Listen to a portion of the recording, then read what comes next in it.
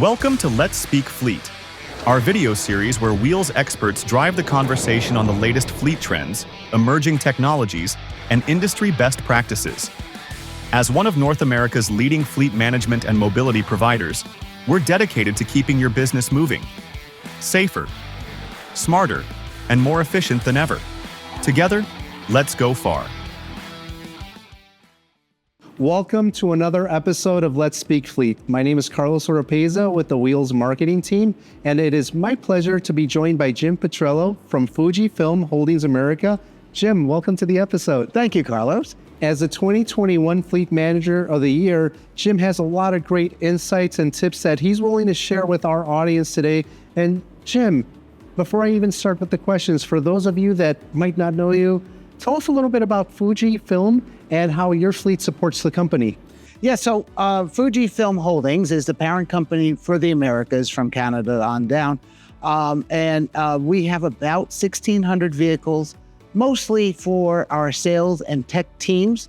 We have a lot of large equipment, be it medical or say graphic machines that may need service or supplies and whatnot. So we have teams that go out and service them. It's a totally decentralized fleet where everybody takes home their vehicles. So I have no central pool or anything like that. So everybody's responsible for their vehicles, and they have them 24/7 and can actually use them for personal use as well. So in that space, there's also some perk vehicles, as most companies would. So challenges, of course, is always making sure that the vehicles are being maintained properly, and that the drivers, when they say are terminating a position, of maybe moving on to been promoted to another position, that they trying to pick up the vehicles and all those logistics. That's also always becomes challenging. Now, there's a lot of people that are coming into fleet, and you have the experience, you have the know-how. What advice would you give to a brand new fleet manager so they can be successful? Well, there's a lot of layers to this. First off, within your corporation, you need to be you need to be transparent. People asking you questions, you give them the actual full answer. Have reports ready for those who need them. And always be prepared to communicate to the highest levels within the corporation. And to have that open communication is most important, because this way they can support you as well. So you're all on the same page. It's not a we and them, it's all of us. And that's the most important part of it, that it's one team. Now, when you've shared that open communication, I'm sure there was probably a naysayer here or there. How were you able to convince that naysayer or naysayers and get them to kind of believe in your strategy? It's not always just getting them to believe in my strategy. I need to open myself up to listen to their concerns as well. So that's a double-edged sword, Carlos, and where you need to understand what they're saying, understand their concerns, and work together to come up with a common solution. Of course, I'd like them to, just do it my way, but that may not always be the case.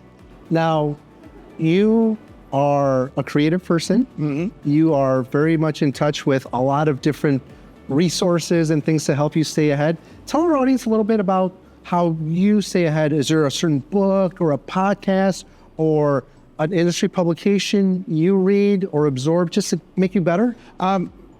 I'm a car geek, so I enjoy or actually stay on top of the auto industry.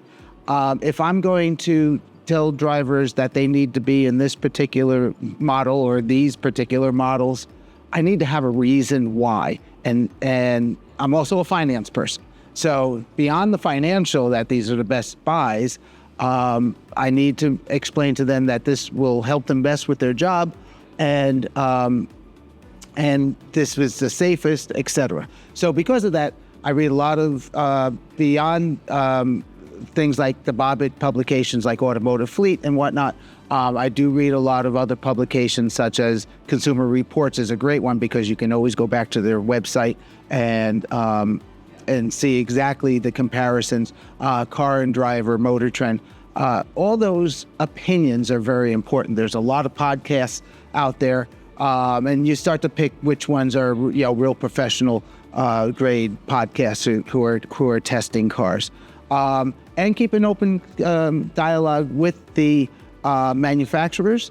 Get demos, drive the demos, not just a 5-minute test drive. You gotta stay. You have to have seat time. You have to drive it around for a while. You have to have people in the car. You have to understand how that car performs, how that car works, and how it is in the day in the life with that vehicle.